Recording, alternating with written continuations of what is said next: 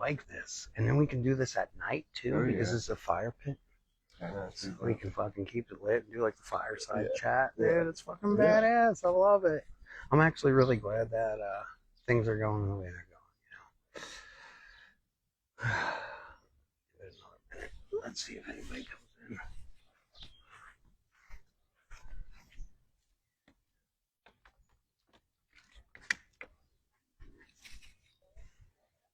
Put on some size there, bro.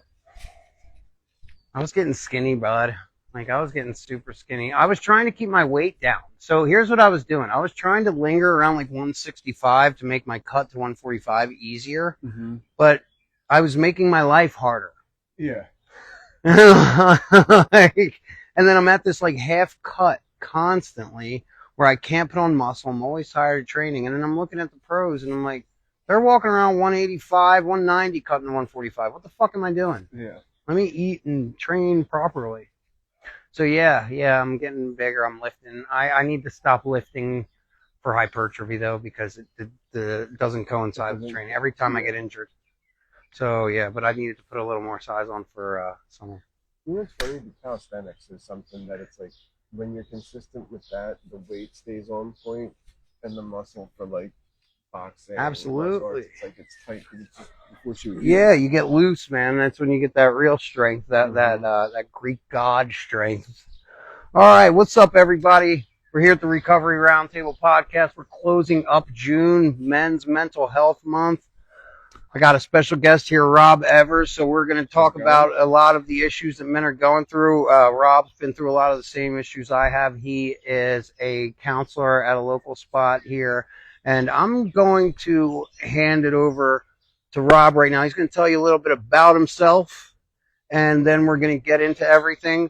All right, before we do that, everybody check out the website, www.therecoveryroundtable.com. We are here for you. It's our full-out branch of... It's our recovery branch of the Roundtable Wellness brand, and it's a program for men specifically coming out of rehab or incarceration to level up life plan. It's going to teach you schedule building. It's going to teach you goal building, morning routines, affirmations. It's going to keep you structured with a fitness routine, a full-out nutrition routine to fix that mind and understand a lot of your nutrition. So keep that in mind. Eating properly will help your addiction. But like I said, I'm going to pass it over to Rob. Check us out. Once again, www.therecoveryroundtable.com for all your recovery needs. All right, Rob, tell us a little bit about yourself, bro. Appreciate it, Mike. So my name's Rob. I've been working in the addictions and mental health field for about a decade.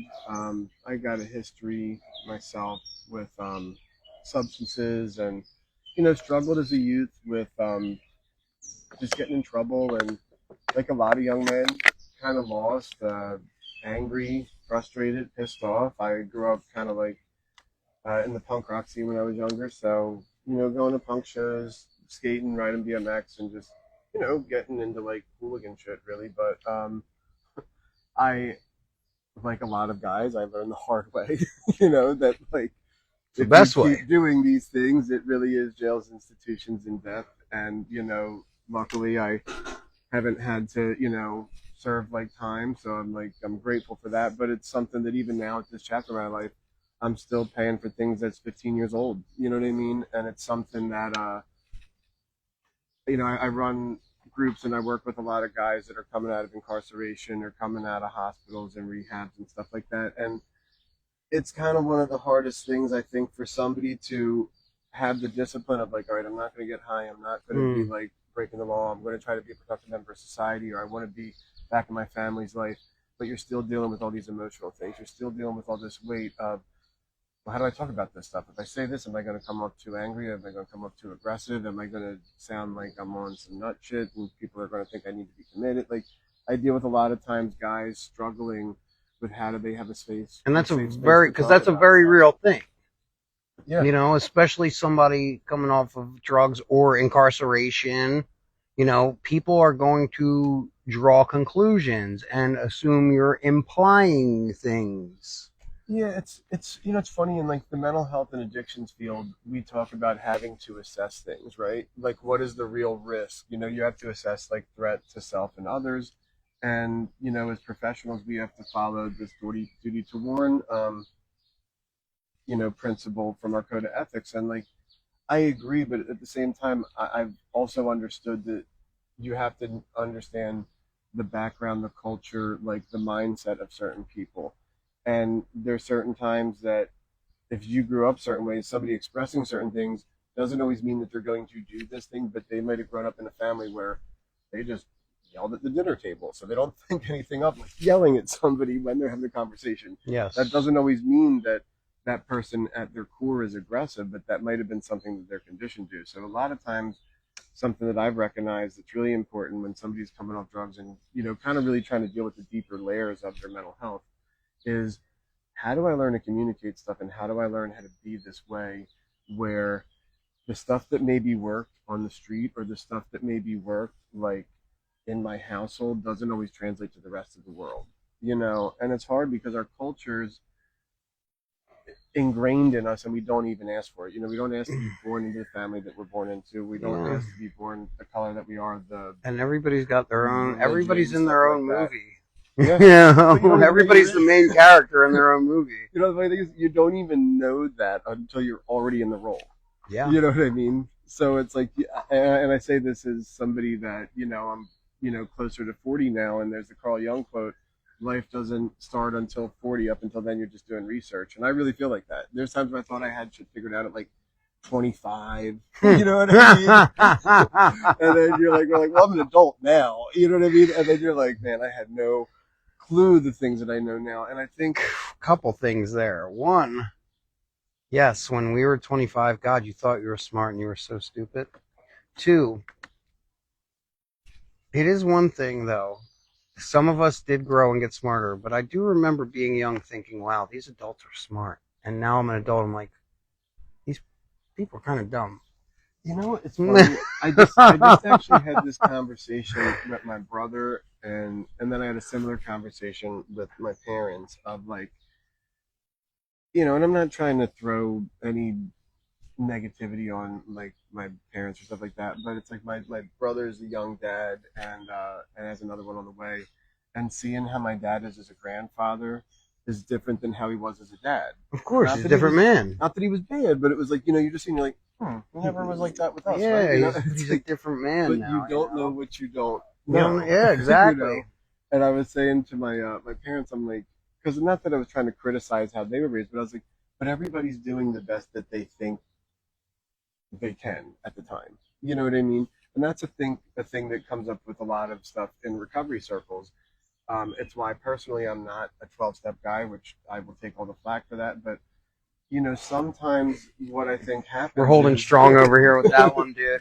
Well, but sometimes what I think happens is people latch onto an identity and, they get stuck in it. And there's nothing wrong. Like 12 steps is great and works for a lot of people. But what I think happens is like, I don't want to say it's dogmatic because I know there's like different circles and stuff like that. But yeah. It's like, people, just like in a family, sometimes when you try to break out of the norms of the family, they get shit for it. Well, hey, who do you think you are? Yeah, absolutely. I've seen that my own self in my own family. And here's a couple things I'd like to chime in with that. You get stuck in recovery in NA, I feel like, and a lot of people's life becomes recovery, and it can't. Drugs were your past.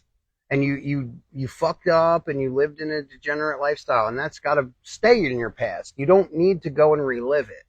The number one cause for depression is rheumatism, and that's constantly talking about it. You don't need to constantly be in your recovery. I get it. Some people need the community. Yeah. Great. Some people need to give back. Very cool. But here's another thing. You're never doing 12-step work in the meetings. I've never been to one where I've done 12-step work. Yeah, no. Even in meetings where it's like a book based. Yeah, we're not learning to grow. You might talk about a concept or certain things from the step, but it's not. You're not in. Yeah, and all those negative things that he was saying, like we all have negative things about us. We've all done goofy shit, especially when we're on drugs. We've all done hella shit we're embarrassed about. And here's your chance to become a new person. right? You can literally take all of the bullshit you did and every flaw about you and say, I was a drug addict. I wasn't myself. And as long as you make a change, you have a completely valid excuse for all of your bullshit. Yeah.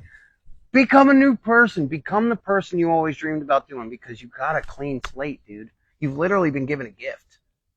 It's almost a gift, dude, as long as you survive. And as long as you make that change, you can use it. Whether it's valid or not.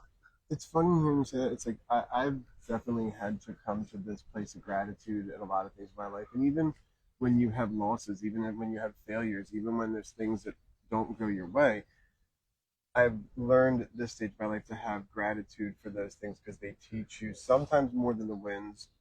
You know what I mean? But absolutely more than the wins. We don't analyze our wins, we analyze our losses. It's funny, like going back to the stuff of, the recovery mindset and 12 steps and labels and addiction and stuff like that. A lot of the population I work with are individuals that are in the justice system, whether it's probation, parole, whatever. And when I first started doing this work, the justice system was way more punitive, right? Punitive meaning? Like, if you had a minor violation for probation, they were sending you're going to jail for like the month and letting you sit until you could pot. go for the or for just like a dilute urine, or for failed reporting. You know what I mean? Now, I've seen a lot more of trying to meet the person where they're at, or understand, like, well, hey, say for instance, there used to be a time where they were against medically assisted treatment or medical marijuana, and now they're more accepting, not probation the same way parole is, because of just differences with the state laws, but there's just a lot of change of stuff. And then also understanding the barriers to why this person can't succeed at whatever said goal is. But I say all that to be like, are we just a more degenerate society now? I don't. Or is I think you could always make arguments either way, but I think like to go, I guess, to the specifics of like the whole like addiction piece. I think what's happened now is people are seeing that for a lot of individuals, addiction is an imperfect solution to a problem that they don't know how to solve. I hear all the time. Absolutely. That I like that. That people are, when they talk about, well, why were you drinking so much? Oh, well, I couldn't cope with this grief and loss, or I couldn't deal with my social anxiety, or, well, why'd you start doing Xanax, or why'd you start doing dope, or why'd you start sniffing coke? Well, somebody always has a why. It might not always be a good why, but they always have a why, and, I guess what I tried to explain to people, and we've heard more about it now with like, what they call like trauma-informed care, and I think this is a real thing in men's mental health, is we don't recognize sometimes how much stuff might have been traumatic, but as men, we're told to like shake it off, man up, not address that. And like, don't get me wrong, there's times where I believe stoicism is necessary. There's times where I believe you do have to put one foot in front of the other. But then there's times where, and I think this is kind of the thing that I kind of want to go into, is the whole concept of when is it discipline and when is it degradation. I believe that, and true masculinity is not having feelings, right? You're not going to be a robot. I know we'd all like to be a well-oiled machine, but that's just not possible, right? That's not humanity. And a truly masculine man is not going to not have his feelings, but he's not going to throw them around in the wrong places. Yeah. Yes, you need to keep your poker face on. Yeah, keep a straight face. I do believe in that. But you do need to process. You do need to reflect. You do need to have an outlet of some sort. You can't just act like as if nothing happens. And then I feel like everything becomes degradation at that point. Yeah. Because now you're just shoveling everything down in a hole. Even these little minor things that we could have just kind of tore apart and threw away, we're now adding them onto the fire. Adding them into the pile of shit, whatever your proverbial mess might be. Yeah. Well, it's like, I use the analogy in some of my groups and sessions. It's like, it's kind of like washing your laundry, putting it in the dryer, drying it, but then not putting it away. You know what I mean? Yeah. Like sometimes that's what I think happens with our emotions, is like we we kind of like put them through the wash, right? We might dry them, but then we don't know where to put them. And then after so long of not putting them in the right spot, well, then they just pile up and we don't know what to do with them. Or another analogy I like to use is like emotional whack-a-mole. It's like if I stuff this down, I don't choose where it pops up. You know what I mean? If I keep stuffing like, no, I'm not angry. No, this doesn't bother me. No, it's like, yeah. Well, maybe I'm telling myself I'm not angry because I don't want to curse this person. Yeah, now you're snapping on your girlfriend for some minor bullshit. But I need to learn, how do I communicate? What is this need? What is this boundary? What is this expectation, etc. And I'll just speak to the relationship portion, right? Like, I mean, like I'm recently divorced and I have to take ownership for where I failed in. How long ago that's happened? Oh, that's like a fresh one, bro. This is oh, like, wow. Yeah. Okay. You know, and you know, at the end of the day, I say this in a true having to take ownership of myself. It's like I mean, there was things of compatibility, and that was a whole separate thing. But then also, I wasn't the most regulated man that I could because I didn't know how to manage certain stress in my life. You know, when you're ambitious and when you have these goals, it's hard to balance work, family, you know, other passions, and then just household stuff. You know what I mean? And sometimes, depending on the household you grew up in, depending on just kind of where you are in your life, you might not know how to prioritize certain things. You know, if there's one thing I recognize, it's we sometimes really don't appreciate things until they're gone. You know what I mean? I've grieved more, I think, in the past 6 months than I've in years in my life. And I used to believe that stuff of like, oh, like, don't show people your emotions. And I had to challenge, you know, I had a deep conversation with my dad, and I love my father. I'm lucky enough to have a good relationship with him, and I got to say I'm so blessed, you know, at this chapter of my life to be able to like have deep conversations with him. But I kind of had to check him and challenge it on stuff. I'm like, you know, you weren't this emotional support for me when I was younger. You always made a joke about certain things, or you know, like, you know, I would get like in trouble at school and stuff like that and get suspended. And like, I'm not saying that some of the shit I did wasn't funny or ridiculous or stuff like that, but I was like, sometimes you would like, I don't know. Like, I didn't always have the conversations that I wish we would have had at those stages. You know what I mean? And I don't blame them because I think there's times where we're just doing the best that we can. But I see now at these stages, I'm like, you know, maybe I did need somebody to kind of like show me certain things. And I think this goes to the concept of there's a thing that doesn't happen, I think, in American culture, but does happen in other cultures, of the initiation into manhood. There's not always this solid initiation. Meaning, no, absolutely not. Like, put it this way, right? When you're in, say, like a trade union, right? You're an apprentice for a couple years, and then you more or less get initiated into the trade. You know, after 5 years, you know, so many hours, okay, now you're vetted, and now you're, you know, a master plumber or whatever. You know, so there's those types of things that are different. Whereas in like manhood, it's this like unwritten thing. And I know I definitely at certain times didn't know when I was a man. And I had conversations with, you know, one of my old boxing coaches of like, you know, him being, you know, from Puerto Rico and coming up in that like machismo culture. It's like there were certain things that like you just kind of, it's what you did, but then you didn't always know, like, is being a man like drinking and like, you know, well, that's the so like, when you don't have that father figure, and even when you do, but he's not emotionally available, and he's not even or even laying that outline out, you know, like my dad was around, but he didn't lay those things out. You know, when he left, I was lost. Yeah. I was at like turning into a man age, and I had no clue what to do. Yeah. And I turned right into a drug dealer, drug addict. Yeah. Because I watch TV and it says, oh man, you go to prison, you come out, you're the man. You beat the shit out, you get in a fight. Oh, you got to go knock a few heads off. Then you're a man. Yeah. All right. Now you can go sit at the bar and get drunk like a degenerate. You're a man. You're a man now. Yeah. And this is kind of what this is what our culture teaches us in America, which it's not Christian culture, Christian European culture that this country was founded on, that our culture was based on. It's now we're getting into Hollywood, that's what's pushed on, and you got to be honest with you, that's what's pushed on the kids. Like, we're not living into our sensationalism at extremes. I think that's the thing that, and I had this it's American though. You go to other countries and they don't act like that. They don't. It's a Western thing. It's a very Western thing. Yeah, because I think we exploit sensationalism. We exploit everything's big here in America. Yeah, well, I remember when I was like, before I like got into like psychology, like in school, I was studying journalism, and one of the things that they talk about when you're studying like writing and journalism is if it bleeds, it leads. So one of the times that I recognize this, just like they say sex sells, well, so does violence, so does like fear, so does all these things. So that's what we get sold. And again, I don't try to shame anybody if they want to watch the news. If you want to watch the news, okay, cool.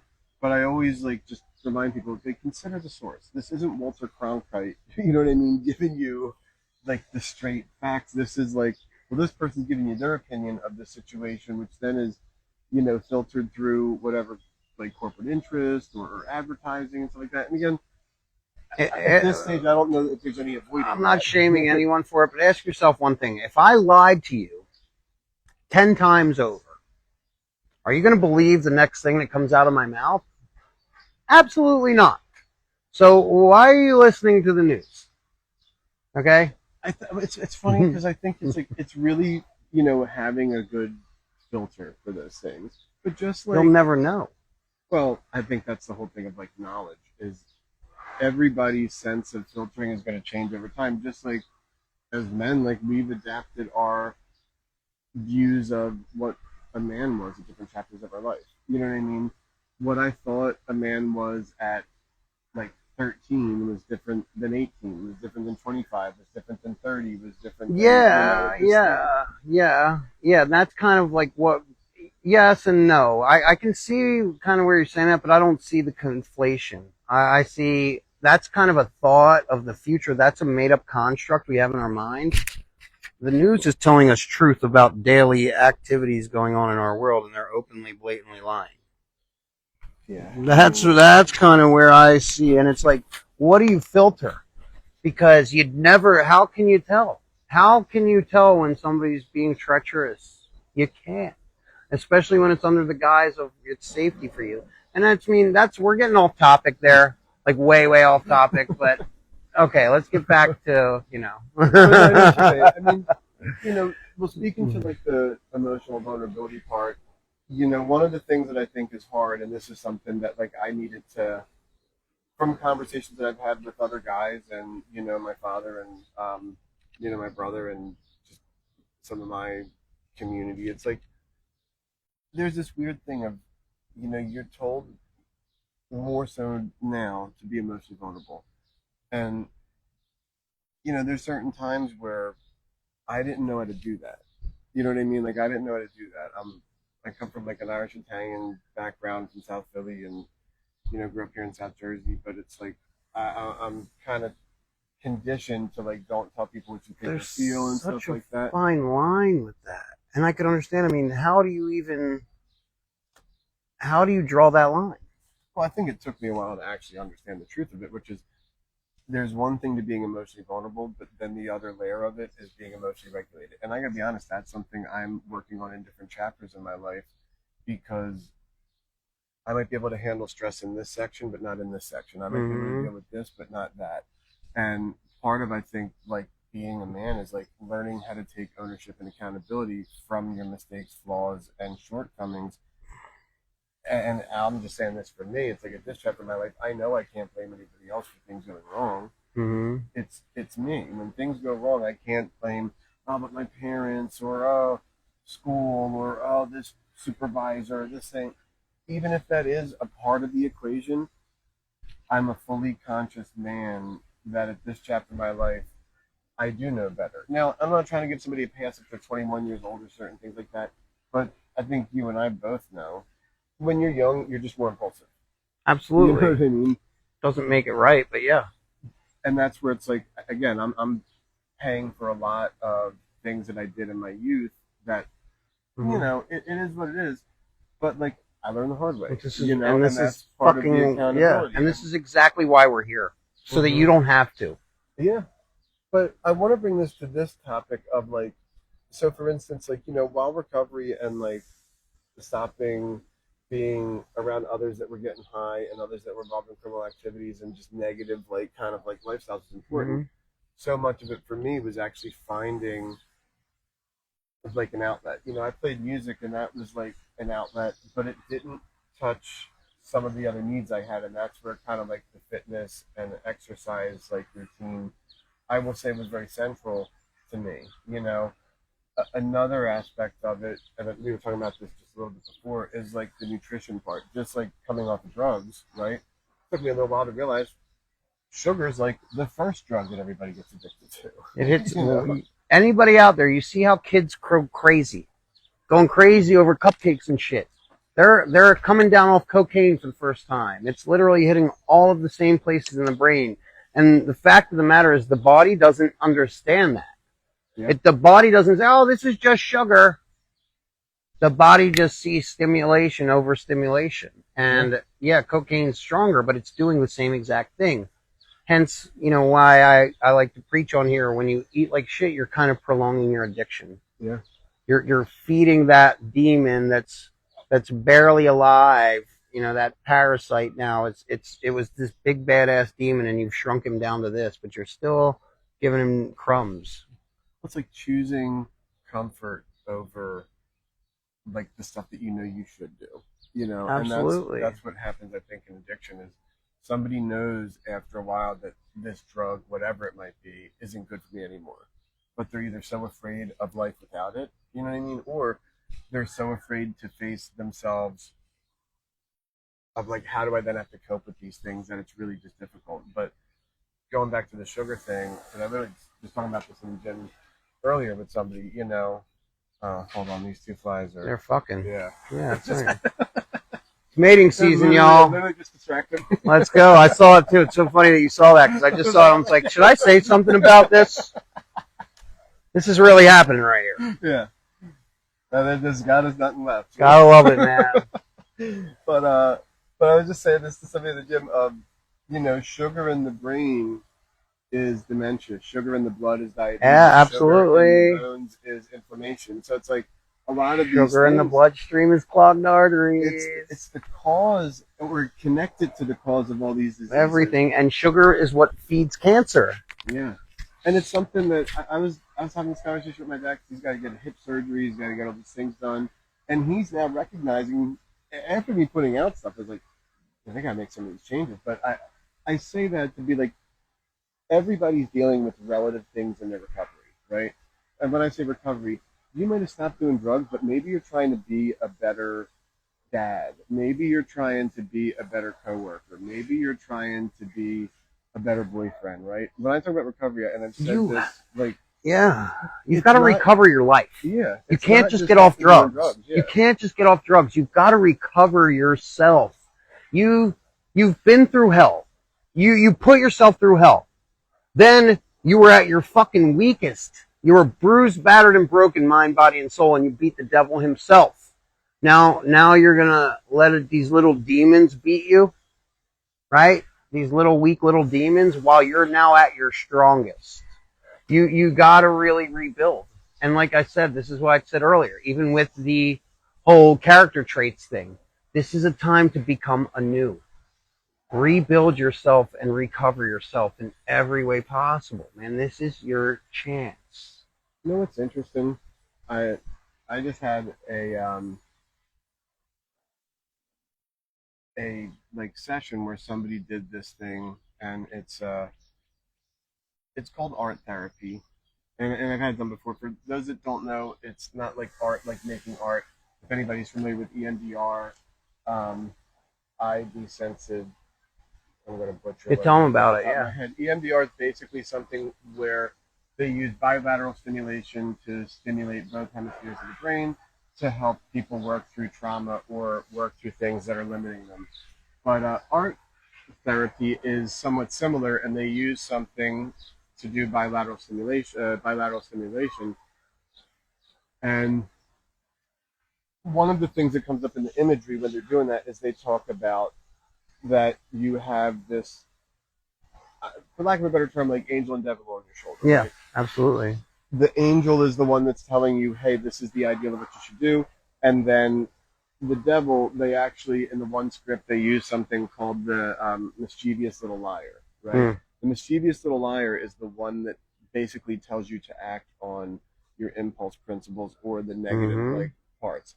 Even if we're going way, way back to like original psychology stuff, this is what Freud was talking about with the id, the ego, and the superego. There's the pleasure principle, the id, there's the ego, which is kind of what you want, and then there's the super ego, the ideal. You know what I mean? And there's these kind of balances that, like, when you're trying to work through this stuff, as a man, it's peeling back the layers of what is not just right for me, but what is right in the grand scheme of things. And that's, I think, something that as I've got older, I've definitely had to work through. And I think in recovery, right, it goes to the same concept of instant gratification. You know what I mean? Somebody might not want to do the hard work. And for instance, I work in an outpatient setting, so you're dealing with people coming on off the street, coming from their households that like you don't know the stress that they're dealing with, and you're trying to meet them where they're at, be the safe space, and try to like help them process things.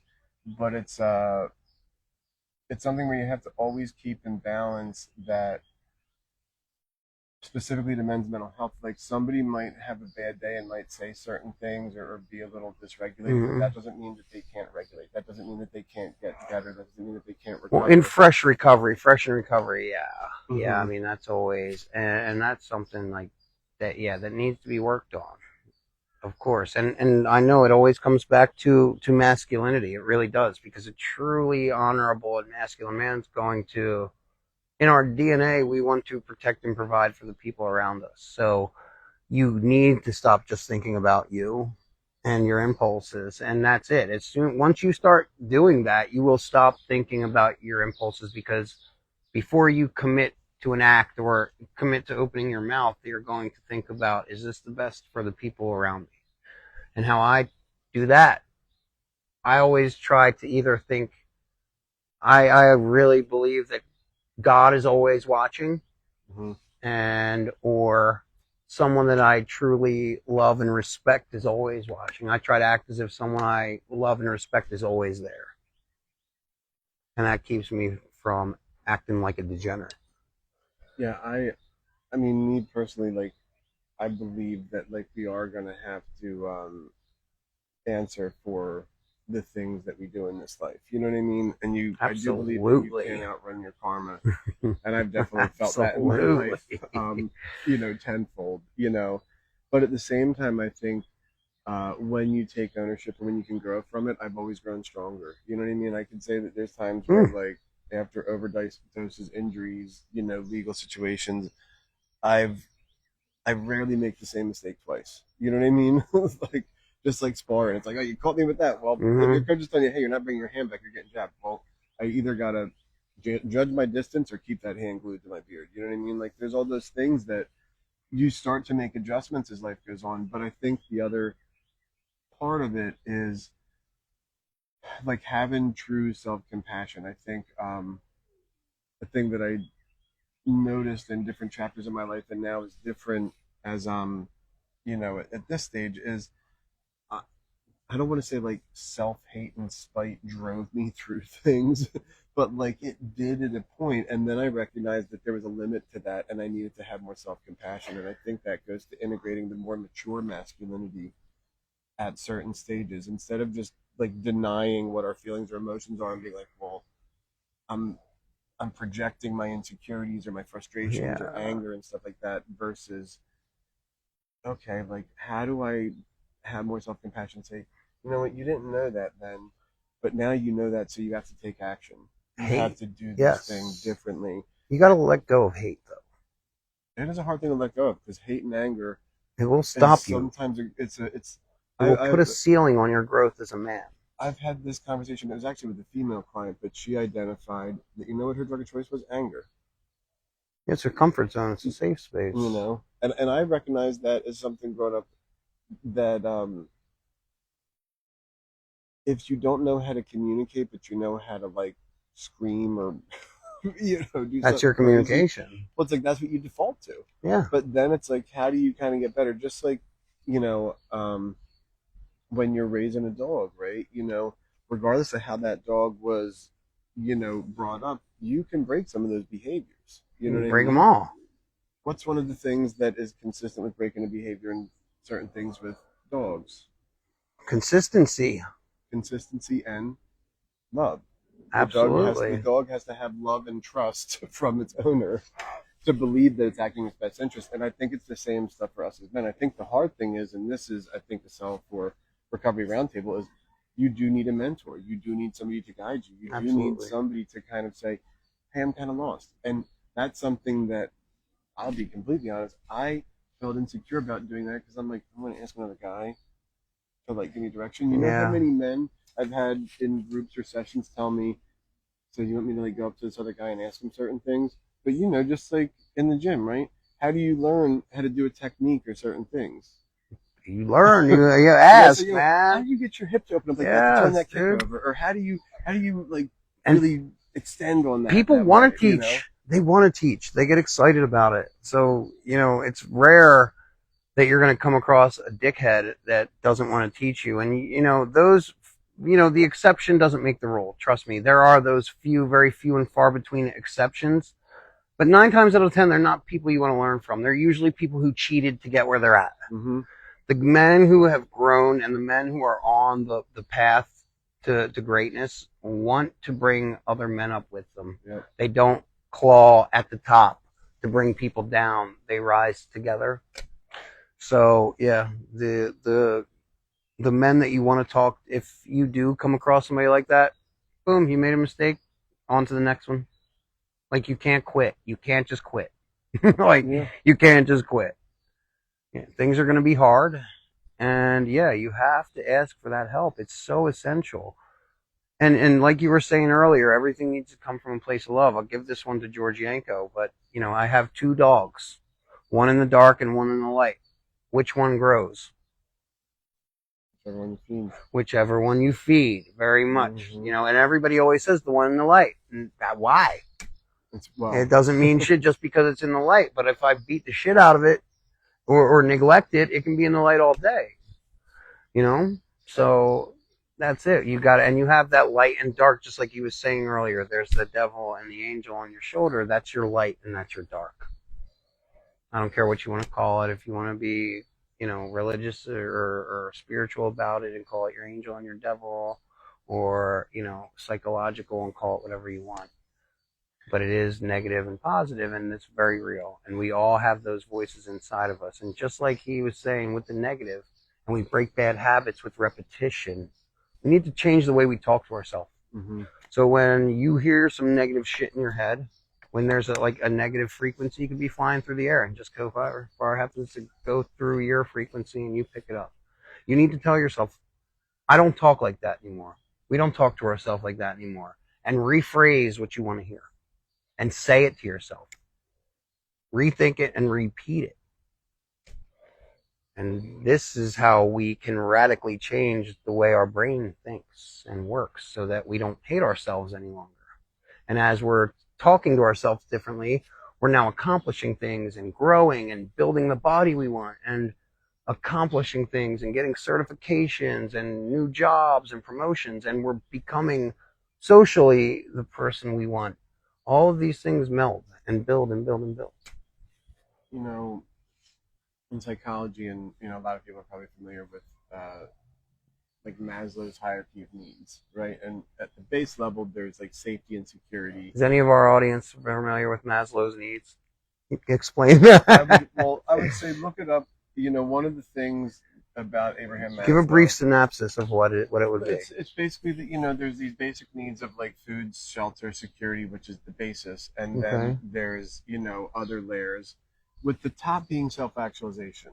And I have to point out, when Abraham Maslow first came out with this, people were like, what do you mean? People need food, safety, and security? Because this is a thing, when people talk about like privilege and stuff like that, sometimes people don't understand that people might not have some of those securities, might not have some of those things, right? So like, let's be real. Just like I was talking about this to somebody, and as a personal trainer, right? Like, if I was trying to have somebody do certain workouts, but I'm like, whoa, you don't even have balance. Like, I can't tell you to do like 10 squats because I don't know if you're going to fall over yet. I have to see where is your base level at. Well, a hierarchy of needs calls for something similar of like, I got to make sure this person has these base needs before I start addressing these other things. Mm. And, you know, one of the next layers is working towards things like self-esteem, belongingness, you know, relationships, and then there's certain things with like career aspirations, and then self-actualization being at the top, which I should point out, not many people self-actualize. Self-actualize, I forget who he said, there's like, who actually is self-actualized. I think one of the people they said was like Abraham Lincoln and stuff like that, but self-actualization is, it's like a lifelong process because it's basically becoming the best version of yourself, you know, the most integrated. And I bring that up only because like we need to make sure that we have some of our foundational needs met. It's kind of like, I use the analogy all the time. If somebody's like, oh, I'm going to sign up to do a marathon, all right, but you don't even run a mile consistently now. Why would you sign up for a marathon? Like, we talk about SMART goals. I know people like that. And they'll sign up for something that they'll never do it, and then but they'll put the sticker on their car or whatever. You know what I mean? Yeah. But like, Take the pictures, put them on Instagram. Look, we just ran. No, you won't. but like that's the thing is we talk about it all the time with like SMART goals, right? Specific, measurable, attainable, realistic, time sensitive. And I think the thing is with that, like understanding our needs as per like the hierarchy of needs, make it smart and make it, you know, something that isn't just this pipe dream. It's something that you can do. Because it's just kind of like in, like, say, the fight game, right? There's a reason why fighters, I don't want to say get fed people, but you know what I'm talking about. Boxers, like, yeah, heavily they do stuff where because they're trying to build the confidence. Well, Yeah. that's similar to things that, like anything in life. You want to build upon stuff so that you build skills and can be more proficient and confident in what you're doing. It's the same stuff with your goals. It's the same stuff in recovery. It's the same stuff in anything you're trying to do in your life. But don't get completely deterred because you didn't succeed first. Very rarely. Yeah, and you got to be people present. succeed Like, first. and I believe, like what you were saying, like you got to be present.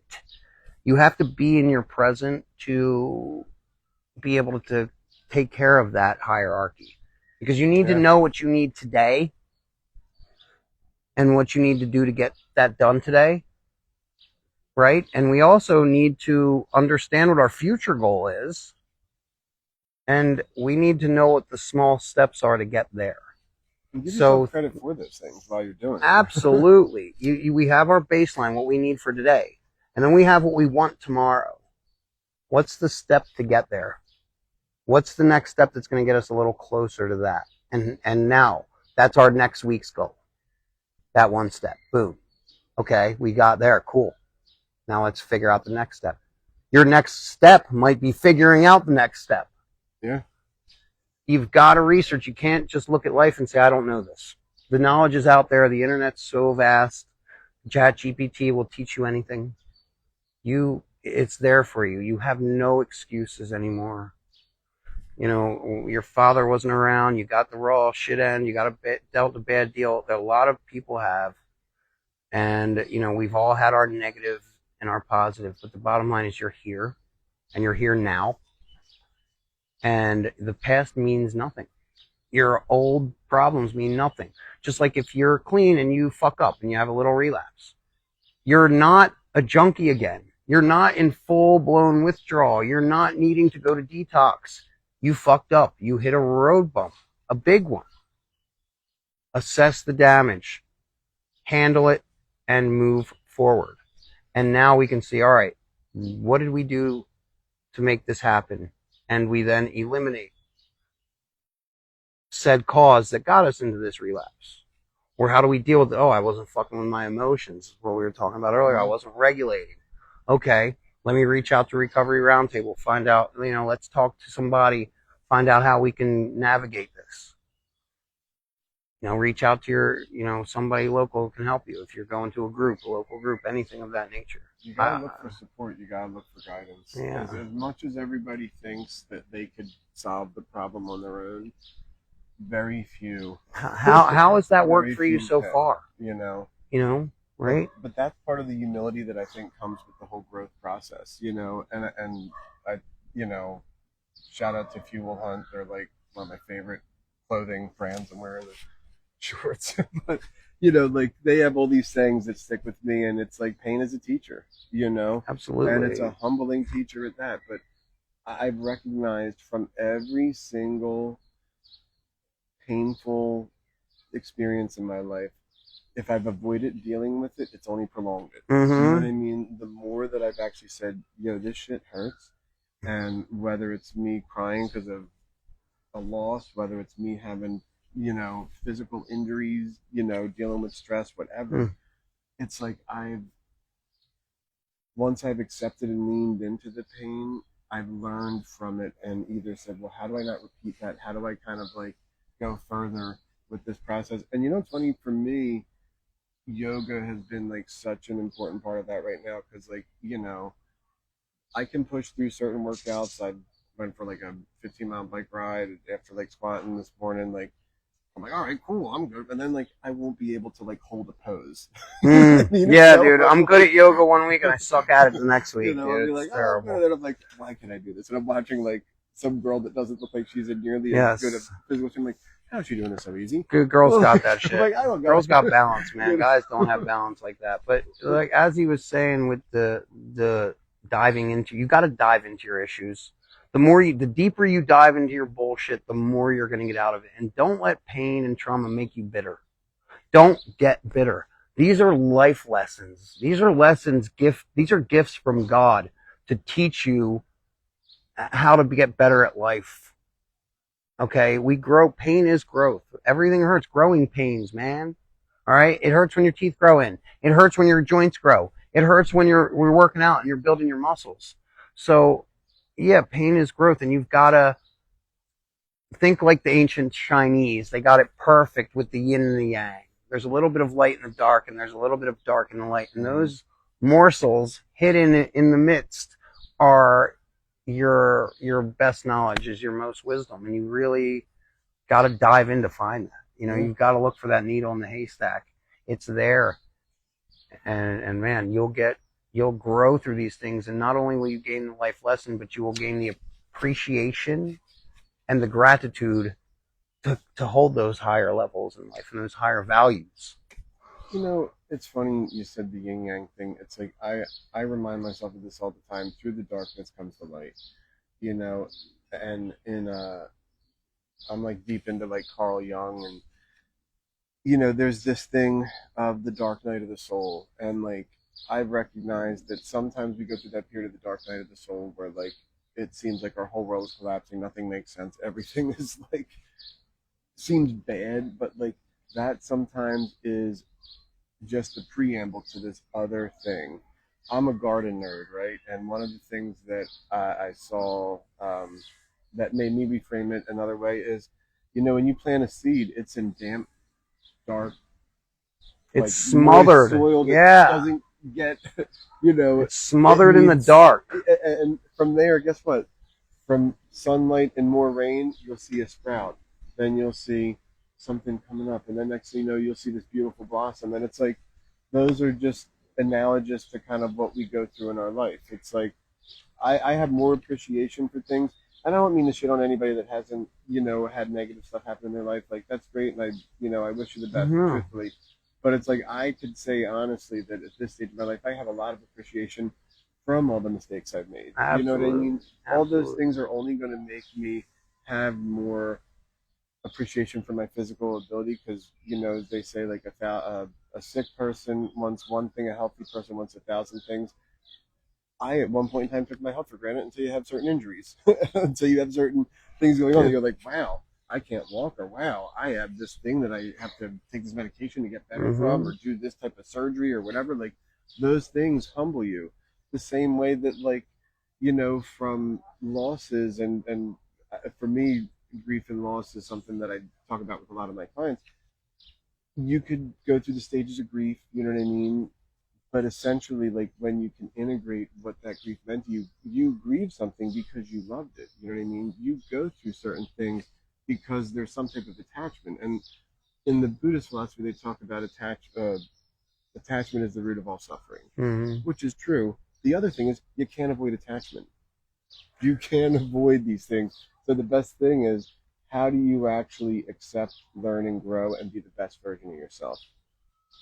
Which I think that's exactly why, I wanted to be here today, is to, encourage other young men and other men in need to check out Recovery Roundtable and to get the help they need for their addiction and mental health needs. My guy. Appreciate you. No doubt. And that's what we're here for, man. And listen, Rob's a good dude, and I know he's out helping others, so he's out there, he's out and about, but he's doing his own thing right now. There's a lot of shit out there, guys. We lose about 2,000 men. I think it's 2,000 men a day commit suicide. Yeah. 2,000 fathers, sons, veterans fought for your freedom. These are our young men and our men that keep this country alive and keep the roads and keep your electric on. These are the unsung heroes. So it's time to start singing some praise for these guys, man. Listen, I don't care who you are. If you're a son, if you're a daughter, whoever's watching this right now, go tell your father or a man in your life. Just go say thank you. You will be in shock.